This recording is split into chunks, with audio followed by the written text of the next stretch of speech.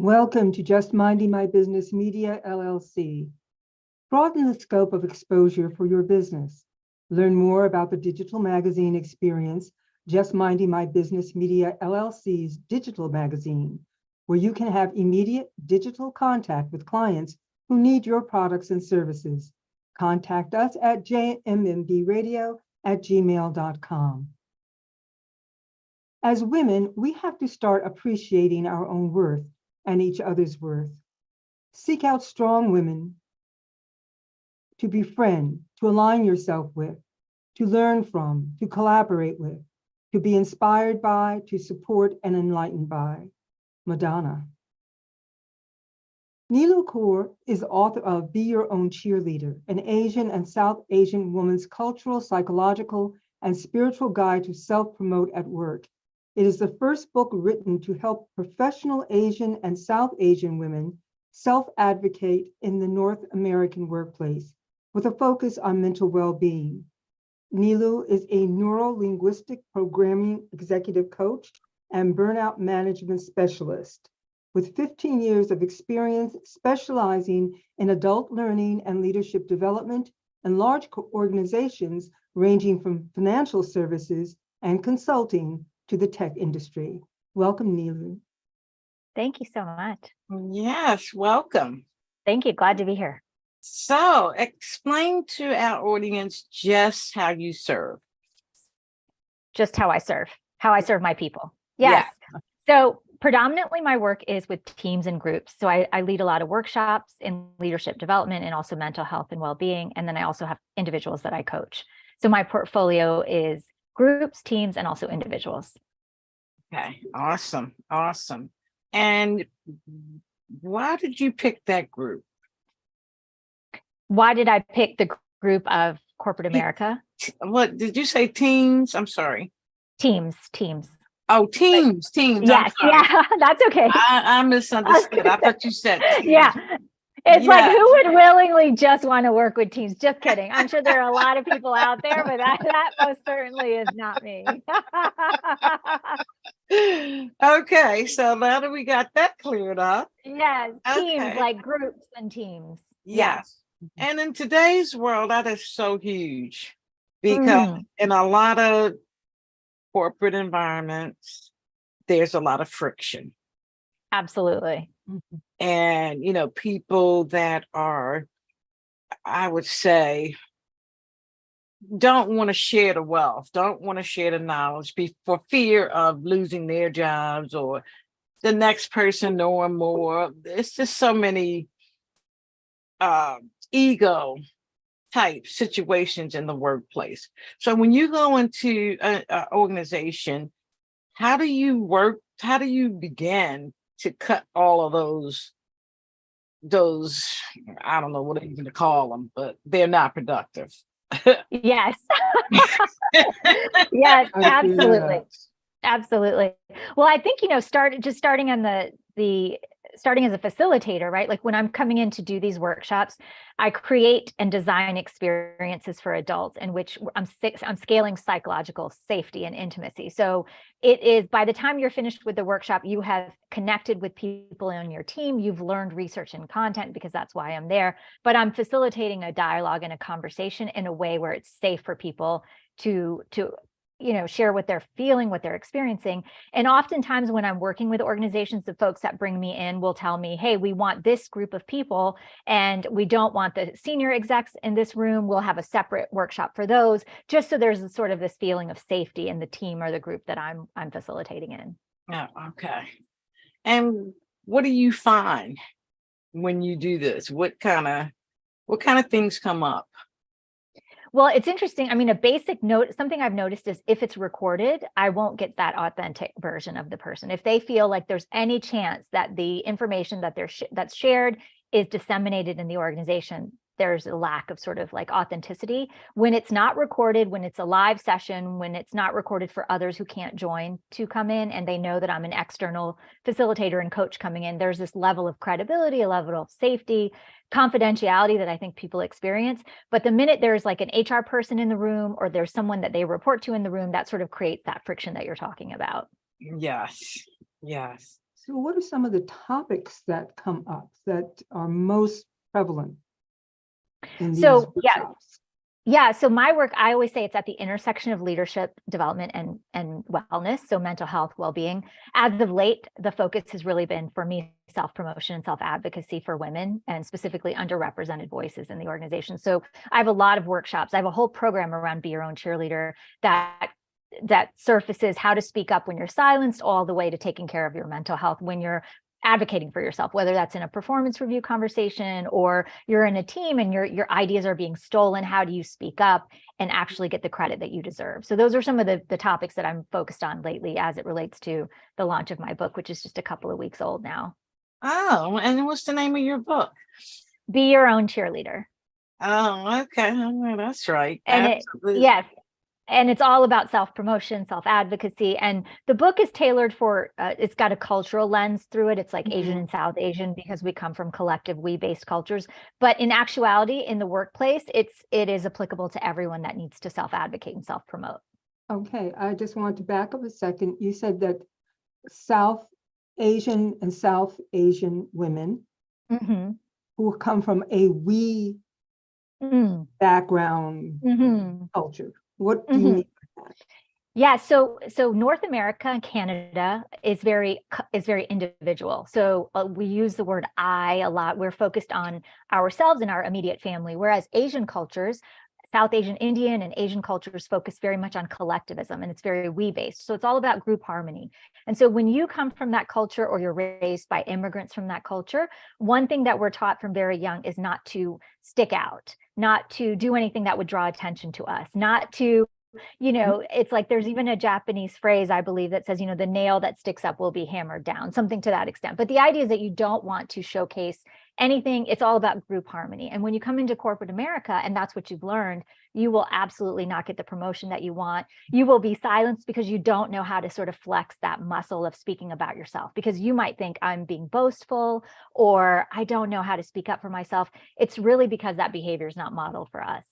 And there's many cultures that are very we-based. And so Asian culture, South Asian culture, some Latin cultures are this way, but predominantly for North America, it's very I-based, and where you have to self-promote, where you have to sort of toot your own horn. And when you come from these cultures where we're not taught that, or where that behavior is not modeled, it's very difficult in corporate America. Interesting. Okay. And I think it's difficult, not just for Asians, but for a lot of people. Yes. I'm a weebie. I believe in collaboration. I believe that things work better when you work together. And what I find in corporate America, that's not always the case. Oh, no. And there's been many times that I couldn't flex. I couldn't because of the culture of the company. So what I want to ask is, we all know that we's better. We know that. Sometimes it is, but I mean, if you can get people, if you're working on a common goal, and everybody is working towards that goal, then we matters. We really does matter. And that's really the problem in the whole country right now, is that we can't practice we. Which makes it interesting, because you're talking about a culture that is we-based, that can't operate in this I-based culture. And what Ida's saying is that that's what we need. We need more of a we-based culture. We need to get to that place. So it sounds to me as if there could be a lot of interchange of how to go about things. But I can also understand, having been a lone female years ago in a very male-dominated retail industry, I had no voice. So I get that, how difficult it is to have a voice. Yes. Which Ida has also experienced in a culture that is all about I, and you don't really matter, and I really don't want to hear your voice, because your voice is so different. It doesn't work with my I culture. Mhm. And so there becomes, you tell me or tell us, how does that look when you come from that we culture and trying to operate in an I culture? Yes. So I like to call it like dancing between the we and the I. So if you think of like a speedometer on a car, right? Like there's one side could be your we dial and then your I dial. And even in a we based team, right? Like you're in a team, you're in a group, there's a common goal. You won't get promoted unless you're still able to dance between the I. So you have that collective work stream deliverable that you're working on, but you still have to find opportunities to be a part of the group, but apart from them so that you can still advocate for yourself. So it's this constant we and I dance, and having the awareness of like, okay, I'm brainstorming with the group, so I need to operate as like group harmony and very we based, or I'm on a sales call and I'm selling my services. Then I have to talk about my credentials and my experience, and then I have to turn up the I dial. So I feel like if we think of it as a dial, we can dance between the two on a daily basis. And I absolutely agree with you. I think as a country collective as a whole, we definitely need help turning up the we dial. We are so at the extreme polar ends of like blue, red, all of the political scenarios. It's like if we could dance between the we and the I think we would operate more successfully. Yes, I agree wholeheartedly. I like the way you put it. Yeah, Let's dancing dance. and it's a dance, and if you're going to dance, you have to be willing to follow the pattern of the dance. You have to be willing to move to the music or to at least to the beat. And when you're right. And the idea, I think, for me specifically is at some point I thought I had to shed the we collective roots that I come from. And I thought that doesn't feel authentic to who I am as a person. So I'm not asking anyone to shed their origin or what they feel comfortable with. You could be one way at home, and then at work, you may have to, turn up the I dial, right? Like you could be in different contexts and have to turn up these different parts of ourselves. And so I think having the awareness, like, for example, for me, if I am with my family, I definitely have to turn down the I dial and turn up the we dial. Like my family gets upset if I want to order something on my own to eat. Like everything is shared, right? So it's like you're at a restaurant and my dad will be like, yeah, this isn't just about you. We have to, everyone's eating. And then when I'm with my partner who's American and born and raised here, he's like, he doesn't like to share his food. So it's these little nuanced ways that I have to start thinking like, okay, in this scenario with my partner, I have to turn up my I and share what I want. And when I'm with my family of origin, I can't be an I have to still be the we, because that's what they're comfortable with. And as a master communicator, you're flexing between the two scenarios. Okay. And I think we all are flexing and don't even realize exactly that we are moving between these two different scenarios. Wow. So how do you help people bring their conscious level to the place where they know, okay, this is a we, and this is when I need to be an I? Right. So I think one of the issues, especially for women and women of color and coming from underrepresented voices, is that we're not comfortable talking about ourselves, our successes. We don't really necessarily know how to toot our own horns, right? And so for the women I work with, it's really about, small baby steps, like start giving yourself a pat on the back when you do something. It can be big or small, but the idea is like once you become your own cheerleader, it's going to be easier for you to advocate for yourself. When you come from an Asian and South Asian culture, like your parents likely never even said, hey, I'm proud of you. Those are just not words that come out of their mouths. It's more around the actions. They're not, verbal affirmations are not their go-to mode of like showcasing being proud. So if you're not familiar with receiving compliments, you might actually get uncomfortable. Like I know in my early part of my career, if someone gave me a compliment, I just had this necessity to just throw it back. So if you said to me, hey, I really like your lipstick, I would say, I love your glasses. I wouldn't even be able to take on that compliment because it would be so uncomfortable viscerally to me. And so the first step really with the women I work with is like, let's start practicing daily, like in your daily life, so that if it's a muscle you're flexing, you can practice and flex today, and you can practice and flex tomorrow at work. But it's like these baby steps that we all must take. Yes. And it's funny you talk about that, because I'm in the place of doing the I ams every day. I am blessed. I am smart. Because you're right. We don't pat ourselves on the back enough. We really don't. And then if we do, we feel like we boasting, or we just don't have the right vibe with it. Let's put it that way. Right. And you might notice that there's men around you that it's very easy. It's just natural for them to just raise their hand and say, I'll take this on. Even if they don't know how to take it on, they'll still raise their hand and say, I'll take this project, or I'll be the leader of this project. Whereas women, we're like, do we meet all the criteria?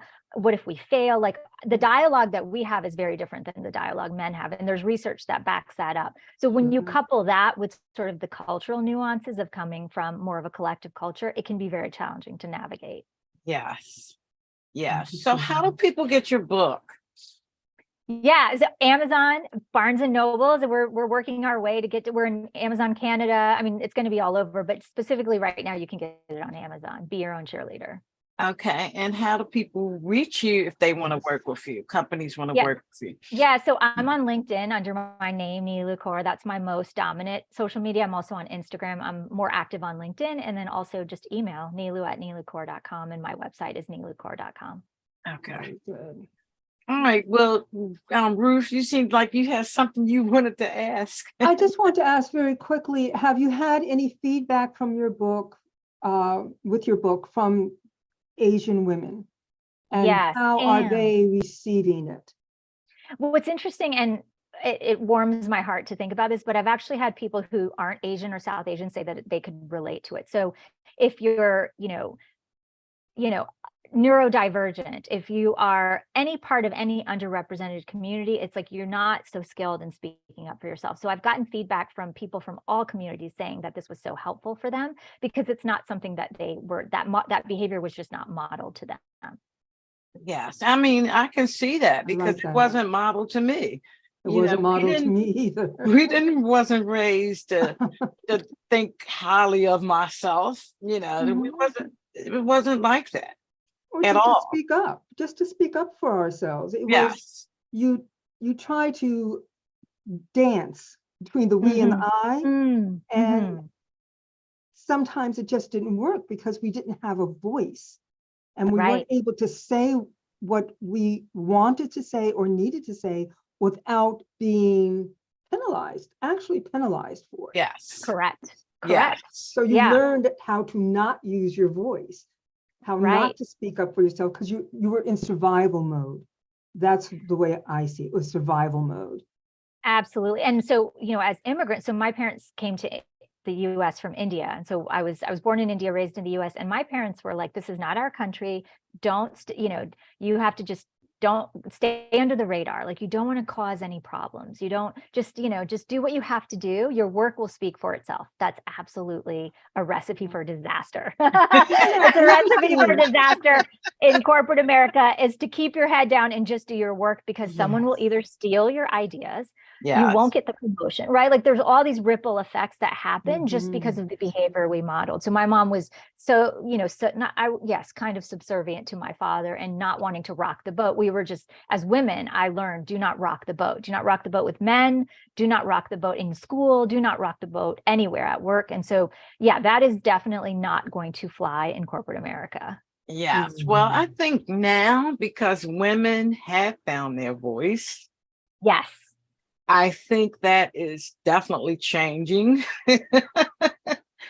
And what I also see is that women across the globe have learned to come together to support one another on different matters. When I think I'm thinking about Me Too movement, that was amazing. That was amazing. It was all over the world. Right. And I had never seen women come together like that. Right. All colors, all races, all ethnicities, fighting for the same issue, right? And it was a beautiful moment in history. It definitely was a beautiful moment, which says that women collectively, that's the we. Yes. We rock. Yes, absolutely. Absolutely. Wow. A lot of strength, in numbers. And it's not just about the numbers. There's something else about, I think that it's taken a long time for women to accept, is that we have there's something special about us. Just the way men have something that is their way of doing and being, women have their way of doing and being. And if we could ever get the balance correct, accepting, I don't know what that would look like, but both male and female together, they're supposed to work together. That was kind of the idea, the creation of it. There's a balance that's supposed to be there that got really thrown out of kilter at one point in history. And we're just beginning to pull back and regain that balance so that, we can have a better world. We can have a world where people have a we consciousness, that we can accomplish things together.